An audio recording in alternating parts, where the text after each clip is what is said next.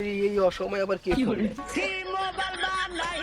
Hello বন্ধু, আর বলিস না রে, আমি ঈদের কেনাকাটা নিয়ে ব্যস্ত আছি। বাবা আমাকে বলছে ঈদের শপিং করার জন্য লাখ পাঁচেক টাকা দেবে। আমি বাবার একমাত্র ছেলে। আচ্ছা ঠিক আছে বন্ধু, আমি তোর সাথে পরে কথা বলতেছি। আচ্ছা আচ্ছা, রাখলাম। আচ্ছা। কোন মেন্টালটা এটা? দুধে দিয়ে আবার কার সাথে কথা কয়? পাগলা টাগলা হয়েছে নাকি? হেই, কিছু বললে নাকি? না। আচ্ছা যাই হোক, ঈদের কি শপিং করছস? না, এখনো শপিং করি নাই, তবে ভাবতেছি কোন দেশে যা শপিংটা করব। বাংলাদেশে যে দোকানের অভাব পড়ছে, তোর বাইরে থেকে শপিং করতে হবে।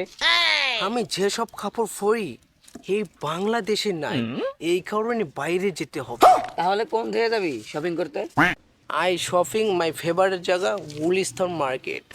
ও গুলিস্তান, গুলিস্তান ভালো একটা মার্কেট। তাহলে কিসে করে যাবি? আমার বাবা আপ ডাউনের জন্য একটা সাইকেল ভাড়া করছে। দুঃখজনক বিষয় হলো ঈদের ঝামেলায় সাইকেলটা খ্যাপ মারতেছে, আসতে পারে নাই। আমি আবার মনে করছিলাম তোর আপ ডাউনের জন্য গরু গাড়ি ভাড়া করছিল।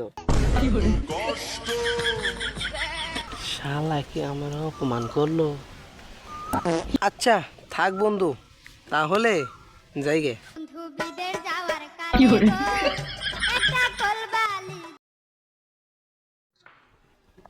আজকে আবহাওয়াটা খুব গরম লাগতেছে। কিরে এলাকার মাসানরা ঢুকলে কিরে? এ ভাই এদিকে আয়। এ ভাই এ ভাই এ ভাই এ ভাই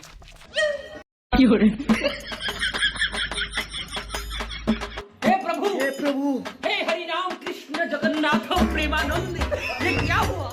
गलाव में पानी आ गया। কিরে বন্ধু তুই, তোর এই অবস্থা কে? শপিং করস নাই? দেখতেছস না ঈদের নতুন জামা কাপড় পরে রয়েছি।